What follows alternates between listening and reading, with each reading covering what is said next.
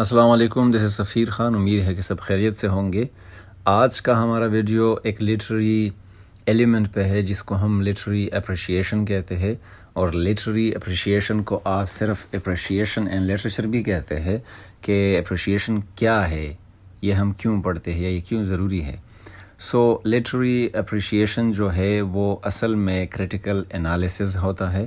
Critical analysis میں آپ وہ چیزیں صرف اس لیے نکالتے ہیں کہ آپ کو کہا گیا ہوتا ہے یا آپ کو ضرورت ہوتی ہے، لیکن یہ لٹری اپریشیشن جو ہے اس کے پیچھے جو فلسفہ ہے وہ یہ ہے کہ آپ سے پہلے جو لوگ گزرے ہیں اور جو کوئی چیز لکھ چکے ہیں، جو اس زمین پہ واکڈ آؤٹ کر چکے ہیں، اس کے بارے میں ہم نے جاننا ہے کہ وہ چیزوں کو کیسے کر چکے ہیں. اگر کوئی لٹری بندہ ہے، انہوں نے کوئی ناول یا پومز وغیرہ لکھے ہیں، تو اس میں ہم ادھر اس کو اپریشیٹ کرتے ہیں. سو اس لیے ہم لٹری اپریشیشن کرتے ہیں.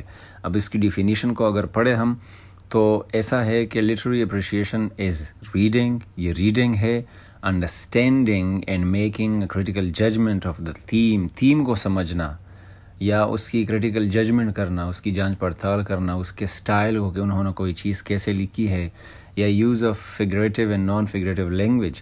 اگر کسی بندے نے سمپل فارمل لینگویج استعمال کی ہے اس کو ہم نان فگریٹیو لینگویج کہتے ہیں، لیکن اگر کسی بندے نے لٹری ڈیوائسز وغیرہ استعمال کیے ہیں تو ہم اس کو فگریٹیو لینگویج کہتے ہیں. یا پھر دوسرے لٹری ایلیمنٹس جو ہوتے ہیں کسی ورک میں وہ فائنڈ آؤٹ کرتے ہیں. لٹری اپریشیشن کا مطلب یہ ہوتا ہے کہ ہم فائنڈ آؤٹ کریں کہ ہم اپریشیٹ کریں ایک لٹری پیس کو، فار ایگزامپل ایک پوئم کو، شارٹ سٹوری کو، ناول وغیرہ کو. یا پھر آپ ایسا بھی کہہ سکتے ہیں کہ یہ ایک پریکٹیکل کرٹیسزم ہے ایک دیے گئے ٹیکسٹ کا، کہ آپ اس کو جناب اپریشیٹ کریں کیونکہ یہ کسی نے لکھا ہے اور آپ نے اس کو ایک نہ ایک طریقے سے بتانا ہے کہ یہ اس لیے ضروری ہے، یہ اس لیے خوبصورت ہے. تو اس لیے بہت سارے ایگزامینیشنز میں اسٹوڈنٹس کو یہ دیا جاتا ہے کہ آپ اس چیز کی اپریشیشن لکھیں. اچھا، اب کویشچن یہ اٹھتا ہے کہ how do we write appreciation, ہم لکھتے کیسے ہے اپریشیشن کو. سو یہ کریٹیکل ریڈنگ ہے یا اپریشیشن جو ہے، اس میں آپ الفاظوں کی میننگ نکالتے ہیں، the meaning of the words, the rhyme scheme. آپ جب بھی کریٹیکل انالیسس کرتے ہیں تو اس میں سب سے پہلی بات ہی تقریباً رائم اسکیم کی ہوتی ہے کہ رائم اسکیم نکالے اس پوائم وغیرہ کی، یا اسپیکر کے بارے میں آپ ہمیں بتائے، یا فگر آف سپیچ اگر ہے تو وہ نکال کے دے. ریفرنسز اگر دوسرے لٹری ورڈز کے دیے گئے ہیں، ہسٹری کے یا دوسرے بکس کے، جس کو ہم انٹر ٹیکسچولیٹی کہتے ہیں، وہ بھی آپ نے فائنڈ آؤٹ کرنا ہے. آپ نے لینگویج کے سٹائل کو فائنڈ آؤٹ کرنا ہے. آپ نے پوئٹ کا جو جنرل رائٹنگ سٹائل ہے، اگر وہ لکھا گیا ہے، مینشن ہے، تو آپ نے اس کو نکالنا ہے. جانرا کے بارے میں بتانا ہے کہ یہ کون سا جانرا پہ بات کر رہا ہے. جو کانٹیکسٹ ہے، جو اس کی اصطلاحی معنی ہے اگر کسی چیز کی، تو وہ آپ نے نکالنا ہے. اسپیکر کے ٹون کو کہ وہ غصے میں ہے، ہارش ہے، سخت ہے، رومانٹک ہے، وہ بھی آپ نے نکالنا ہے. اور دوسرے بہت سارے ایلیمنٹس آپ نے لکھنے ہیں. تو آپ اس کو اس طرح یہ ساری چیزیں نکال کے اس کو لکھتے ہیں. اب یہ سوال بھی ہے کہ ہم اپریشیٹ کیوں کرتے ہیں، وہ میں نے سٹارٹ میں بھی بتایا آپ لوگوں کہ ہم اپریشیٹ کیوں کرتے ہیں.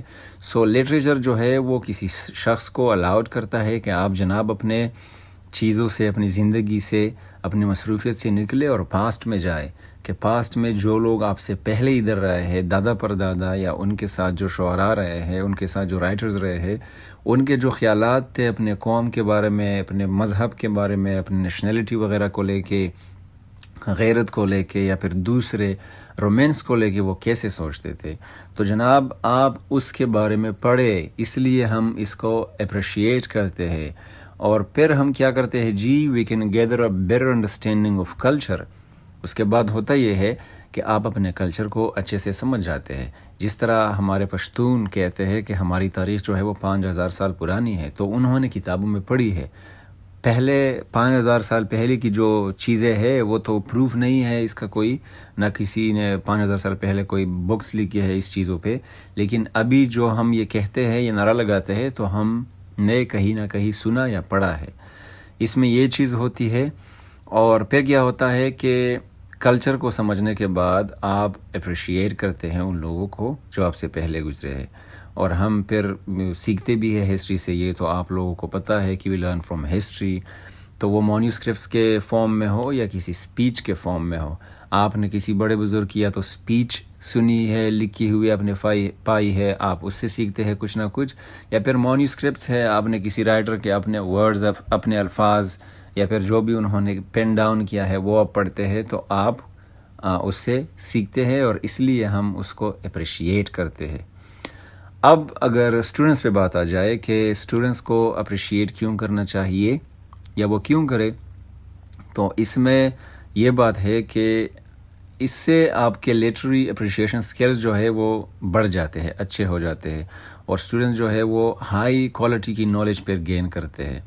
تو یہ اسٹوڈنٹس کو یہ بھی الاؤڈ کرتا ہے اور اسٹوڈنٹس کو یہ بتاتا ہے کہ اگر آپ لوگ اپریشیٹ کرنا سیکھ لے، لٹریری اپریشیشن کی بات ہو رہی ہے، تو آپ ہیومن ایموشنز کو اچھے سے سمجھیں گے، ان کی نظر ثانی کو اچھی سے، وہ کس طرح انسائٹس رکھتے تھے، تھیمز ان کے کیا تھے، آئیڈیاز ان کے کیا تھے، یا پھر سگنیفیکنٹ ہیومن ایکسپیرینسز کیا ہے جو ہماری طرف آئیں گے.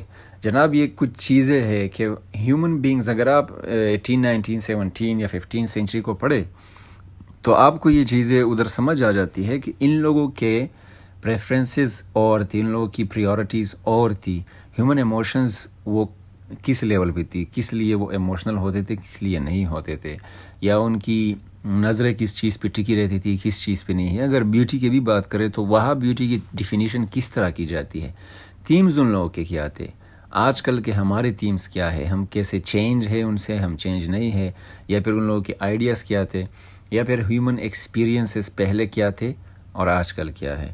سو امید ہے کہ آپ لوگ اپریشیشن کو لٹریچر میں یا لٹریری اپریشیشن کو سمجھ گئے ہوں گے. بہت سارا خیال رکھیں اپنا. Thank you very much.